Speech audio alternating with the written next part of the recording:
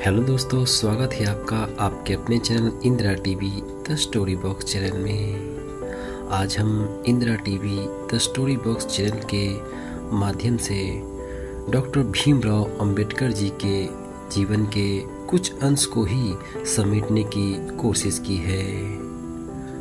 हमें उम्मीद है हमारी यह कोशिश आपको बेहद पसंद आएगी। तो आइए डॉक्टर भीमराव अंबेडकर की पूरी कहानी को सुनते हैं।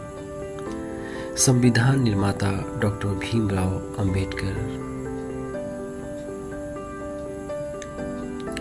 भूमिका: भीमराव रामजी अंबेडकर एक प्रमुख भारतीय विधिवेत्ता, न्यायज्ञ, अर्थशास्त्री, समाज सुधारक और राजनीतिज्ञ थे। वे स्वतंत्र भारत के संविधान निर्माता, दलितों के मसीहा, समाज सुधारक और राष्ट्रीय नेता भी थे।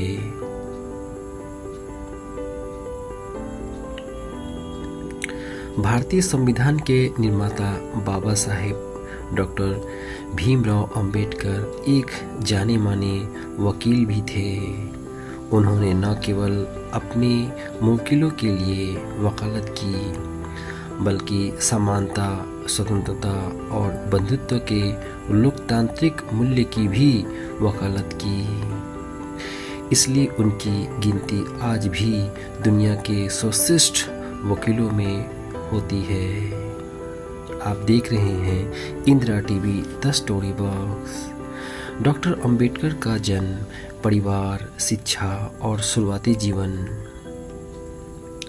डॉक्टर अंबेडकर का जन्म 14 अप्रैल 1891 को महू, इंदौर, मध्य प्रदेश में हुआ था। उनके बचपन का नाम भीम संगपाल था। उनके पिता रामजी मौलानजी सैनिक स्कूल में प्रधानाध्यापक थे। उन्हें मराठी, गणित, अंग्रेजी का अच्छा ज्ञान था। भीम को यही गुण अपने पिता से विरासत में मिले थे। उनकी माता का नाम भीमाबाई था। अंबेडकर जिस जाति में पैदा हुए थे वह बहुत निम्न, अछूत समझी जाने वाली जाति थी। जब वे 5 वर्ष के थे तब उनकी माता का देहांत हो गया। उनका लालन पालन चाची ने किया। वे अपने माता पिता की 14वीं संतान थे। उनके 14 भाई बहन थे, जिनमें से 7 की बचपन में ही मृत्यु हो गई थी और 7 में 3 भाई भीमराव अंबेडकर, बालाराम रामजी अंबेडकर और आनंदराव रामजी अंबेडकर और 4 बहनें गंगाबाई, लखनवेडकर, रामाबाई, मलनकर, मंजुला, यशु पदिंकर और तुलसा धर्मा कांतेकर थी। भीमराव संस्कृत पढ़ना चाहते थे, किंतु अछूत होने के कारण उन्हें संस्कृत पढ़ने का अधिकार नहीं समझा गया। प्रारंभिक शिक्षा में उन्होंने बहुत अधिक अपमानित होना पड़ा। अध्यापक उनके किताब कॉपी को नहीं छूते थे। जिस स्थान पर अन्य लड़के पानी पीते थे वे उस स्थान पर नहीं जा सकते थे। कई बार उन्हें प्यासा ही रहना पड़ता था। इस प्रकार की छुआछूत की भावना से वे काफ़ी दुखी रहा करते थे। एक बार वे भीम तथा उसके दोनों भाइयों को बैलगाड़ी वाले ने उनकी जाति जानते ही नीचे धकेल दिया। ऐसे ही मकान की छत के नीचे बारिश से बचने के लिए वे खड़े थे, तो मकान मालिक ने उनकी जाति जानते ही कीचड़ सने पानी में उन्हें धकेल दिया। अछूत होने के कारण नाई भी उनके बाल नहीं काटता था। अध्यापक उनके पढ़ाते नहीं थे। पिता की मृत्यु के बाद बालक भीम ने अपनी पढ़ाई पूर्ण की। वे एक प्रतिभाशाली छात्र थे। अतः बड़ौदा के महाराज ने उन्हें 25 रुपये मासिक छात्रवृत्ति भी दी। 1907 में मैट्रिक व 1912 में बीए की परीक्षा में उत्तीर्ण की। बड़ौदा के महाराज की ओर से कुछ मेधावी छात्र को विदेश में पढ़ने की सुविधा दी जाती थी। अंबेडकर को यह सुविधा मिल गई। उन्होंने 1913 से 1917 तक अमेरिका और इंग्लैंड में रहकर अर्थशास्त्र, राजनीतिज्ञ तथा कानून का गहन अध्ययन किया। पीएचडी की डिग्री भी यहीं से प्राप्त की। बड़ौदा नरेश की छात्रवृत्ति की शर्त के अनुसार उनकी 10 वर्ष सेवा करनी थी। उन्हें सैनिक सचिव का पद दिया गया। सैनिक सचिव के पद पर होते हुए भी उन्हें काफ़ी अपमानजनक घटनाओं का सामना करना पड़ा। जब वे बड़ौदा नरेश के स्वागतार्थ उन्हें लेने पहुंचे तो अछूत होने के कारण उन्हें होटल में नहीं आने दिया। सैनिक कार्यकाल के चपरासी तक उन्हें रजिस्टर तथा फाइलें फेंक कर देते थे। कार्यालय का पानी भी उन्हें पीने नहीं दिया जाता था। जिस दरी पर वे चलते थे अशुद्ध होने के कारण उस पर कोई नहीं चलता था। अपमानित होने पर उन्हें यह पद त्याग दिया।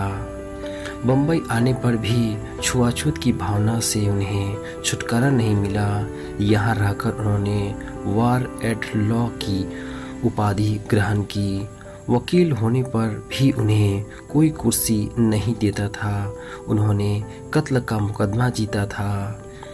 उनकी कुशल बुद्धि की प्रशंसा मन मारकर सबको करनी पड़ती थी। आप देख रहे हैं Indira TV the story box. उनके कार्य बचपन से लगातार छुआछूत और सामाजिक भेदभाव का घोर अपमान सहते हुए भी उन्होंने वकालत का पेशा अपनाया। छुआछूत के विरुद्ध लोगों को संगठित कर अपना जीवन इसे दूर करने में लगा दिया। सार्वजनिक कुआं से पानी पीने, मंदिरों में प्रवेश करने हेतु अछूतों को प्रेरित किया। अंबेडकर हमेशा यह पूछा करते थे, क्या दुनिया में ऐसा कोई समाज है जहां मनुष्य के छूने मात्र से उसकी परछाई से भी लोग अपवित्र हो जाते हैं। पुराण तथा धार्मिक ग्रंथों के प्रति उनके मन में कोई श्रद्धा नहीं रह गई थी। बिल्ली और कुत्तों की तरह मनुष्य के साथ किए जाने वाले भेदभाव की बात उन्होंने लंदन के गोलमेज सम्मेलन में भी कही। डॉक्टर अंबेडकर ने छुआछूतवार से संबंधित अनेक कानून बनाए। 1947 में जब वे भारतीय संविधान प्रारूप निर्माता समिति के अध्यक्ष चुने गए तो उन्होंने कानून में और सुधार किया। वैवाहिक जीवन उन्होंने 2 शादियां की थी।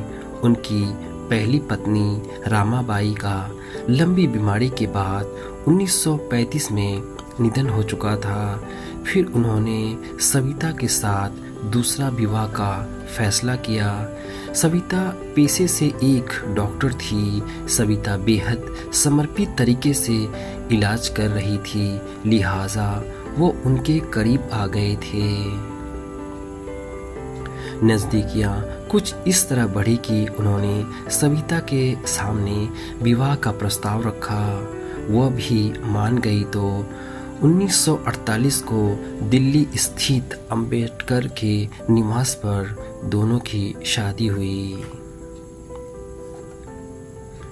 डॉक्टर अंबेडकर ने बौद्ध धर्म को स्वीकार करना।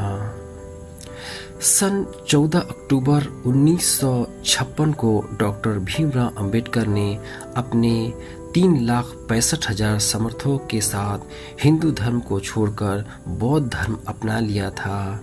बौद्ध धर्म अपनाने के पीछे बाबा साहेब का मानना था कि बौद्ध धर्म प्रज्ञा, करुणा प्रदान करता है और समता का संदेश देता है। इन तीनों की बदौलत मनुष्य के अच्छा और सम्मानजनक जीवन जी सकता है। आप देख रहे हैं Indira TV the story box. उनके द्वारा लिखी गई कुछ पुस्तकें, the untouchables who are they दूसरी पुस्तक है, हु वेयर दी सुदर्स तीसरी पुस्तक है, बुद्धा एंड हिज धम्मा चौथी पुस्तक है, Pakistan and partition of India पांचवी पुस्तक है, the right and fall of Hindu women प्रमुख है।